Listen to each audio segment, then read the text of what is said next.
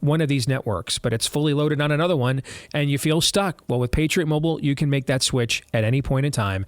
They can handle that for you with their outstanding US-based customer service and inspiring note. Now, when I tell you what the subject matter is, at first you're going to think, what is inspiring about this? But just hang tough here, New Kids on the Block. Hang tough. All right? This past weekend, I attended my very first drag queen storytime hour, and I left inspired. Now, let me pause, right? In almost every context, when a text or an email or a blog or a social media post begins with this sentence, it's downhill from there, like way downhill, like, right? Like David French downhill. Yeah, as far downhill as you can go, like hell, okay? But again, hang in there. But it wasn't the show that inspired me.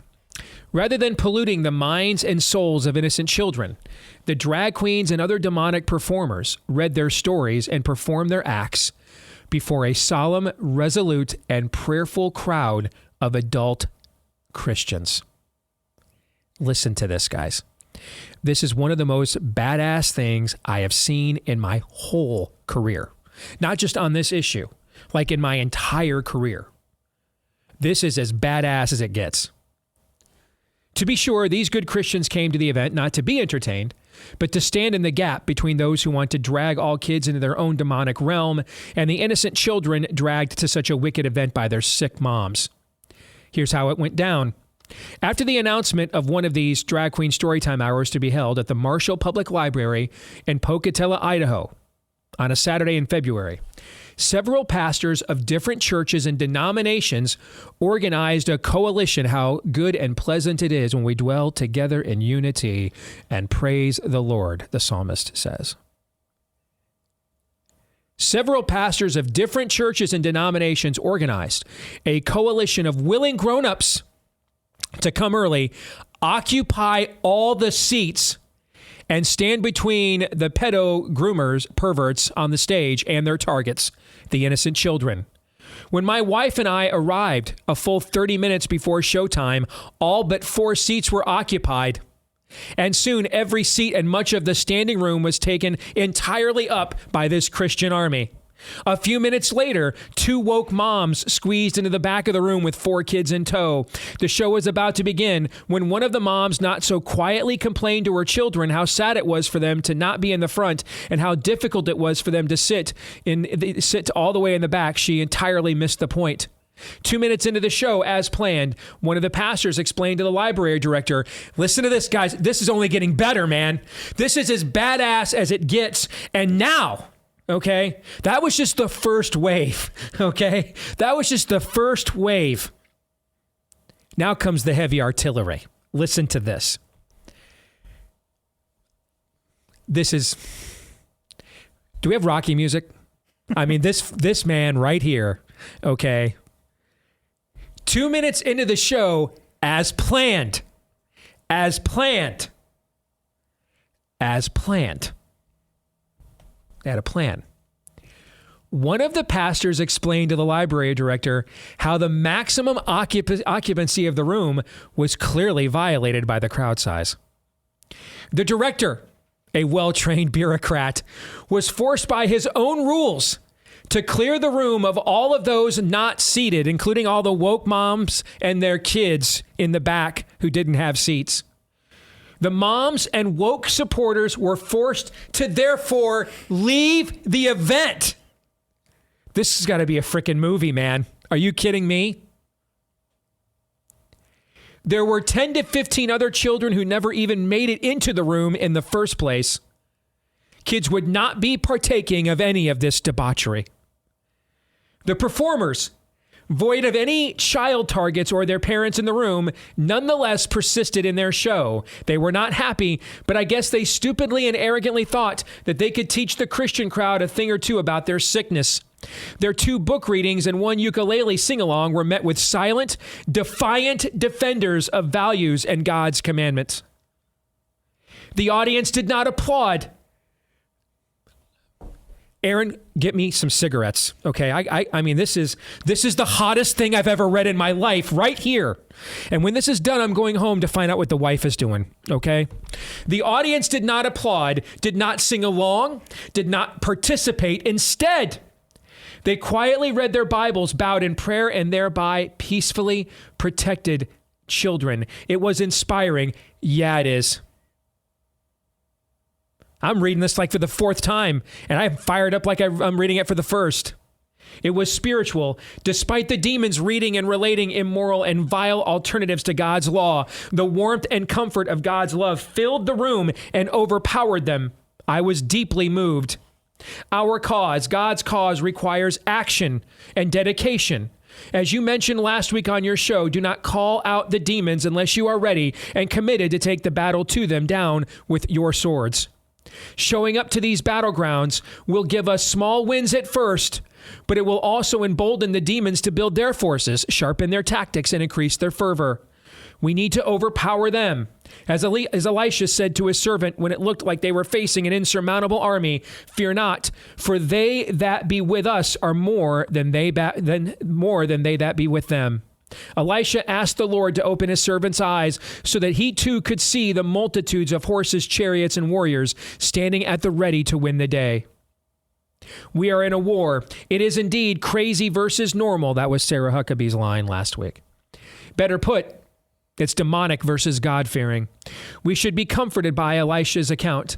Indeed, more be with us than be with them. However, we must engage. We must act. I pray we will do that. This event gives me hope. That is from Ronald M. Nate, and I love this too. Ph.D. Ronald M. Nate, Ph.D. in Rexburg, Idaho.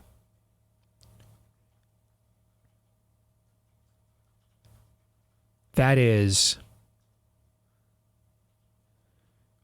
I got an email from a guy last night, has had some bad things happen to him and his family.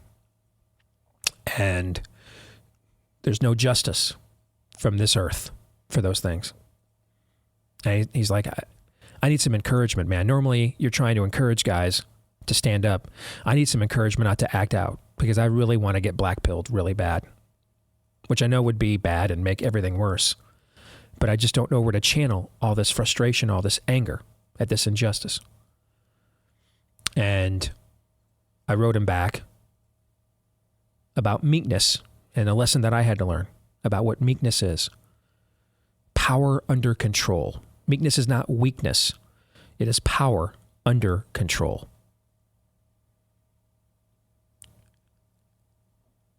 That's what this is. In fact, this is the greatest example of it I have seen in my career, is this note.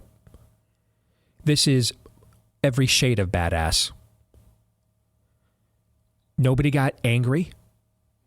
Not that there's anything wrong with that every now and then, but nobody got angry. Nobody lost their poo. Nobody lost their minds. Nobody lost their tongue. But the right side lost, nonetheless. They just showed up and kicked their ass all the way back to hell. This is one of the most badass things I've ever seen. I mean, this is incredible. And look at the two things here. Look at the two things here that are the hallmarks of this. I love our mama bears. We have given the mama bears like Megan Brock how much publicity on this show the last few years? A lot. A lot. Gonna have another one on Monday. Right? Riley Gaines. Yes. We just had Chief Mama Bear of Moms for Liberty sitting right here next to you on the show last week, Yep. right? Okay. I'm a mama's boy. Remember, I'm a kid born to a 15-year-old mom. We literally grew up together. I'm a mama's boy. I'm going to be 50 this year. I'm still a mama's boy. If you're sensing a but, you're correct. But. Where are the men?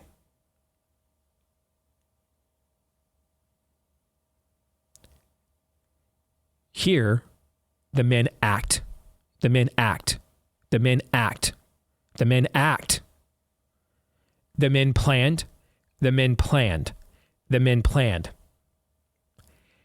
The men were united. The men were united.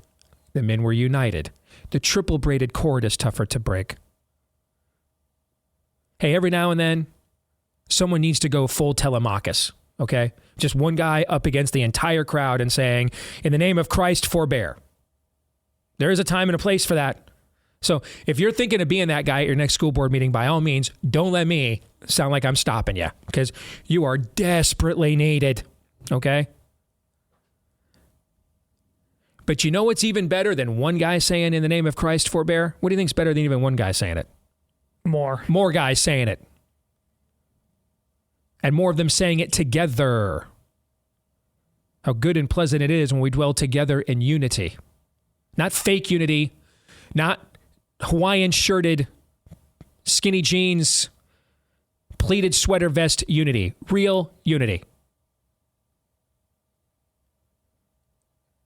In service to the only undefeated being in the history of this universe.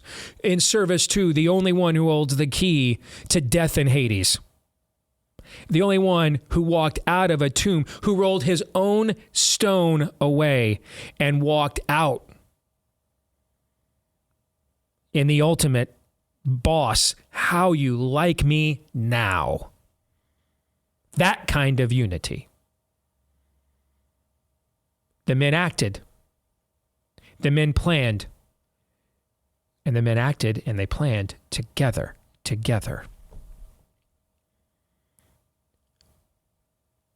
You're far less likely to act out of control when you're not alone.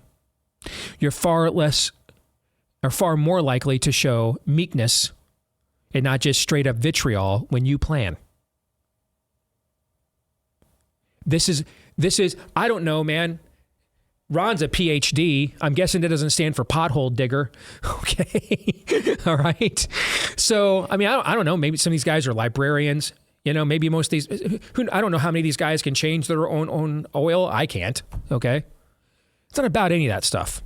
This is the most masculine thing maybe I've ever talked about on my show. And this is, do you guys remember during lockdowns? Apparently it's Jewish Day on the show. Although frankly, it's almost always Jewish Day on the show since we talk about Jesus all the time. But I started off quoting Daniel. We had Josh on for an hour.